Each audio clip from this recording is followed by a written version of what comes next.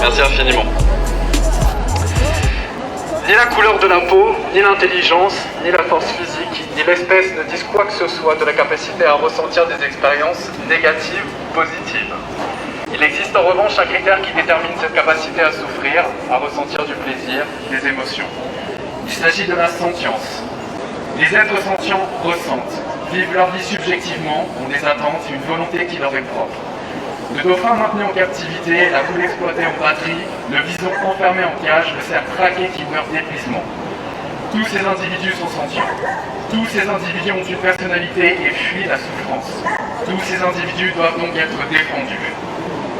Il n'est pas question de traiter tout le monde de la même façon et de permettre à chaque individu de bénéficier de droits qui protègent ses intérêts.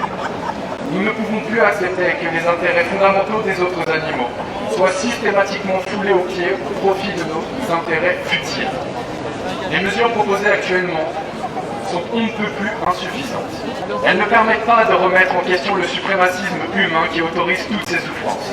Une loi dédiée à la lutte contre la maltraitance qui autorise que l'on enfonce des harpons et des poignards dans la chair des taureaux pour se divertir. Une loi dédiée à la lutte contre la maltraitance qui autorise cela, c'est purement et simplement une mascarade. Les mesures proposées ne correspondent pas aux attentes sociétales. Un nombre grandissant de citoyens et de citoyennes refusent que de tels traitements soient imposés aux autres animaux. Il est plus que jamais urgent de le prendre en compte. Nous ne défendons pas une tradition rétrograde, un plaisir égoïste, une habitude irréfléchie ou des profits économiques.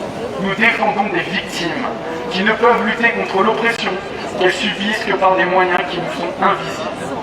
La bonne nouvelle, c'est que cette urgence à considérer les intérêts des autres animaux est désormais incontournable dans le débat public. C'est une idée qui avance, c'est une idée qui est inéluctable. Ce n'est qu'une question de temps avant que cessent ces injustices.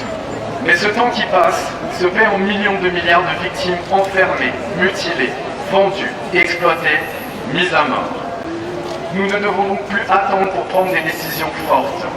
Aujourd'hui, nous, militantes, militants, associations et collectifs, sommes réunis pour porter une même exigence.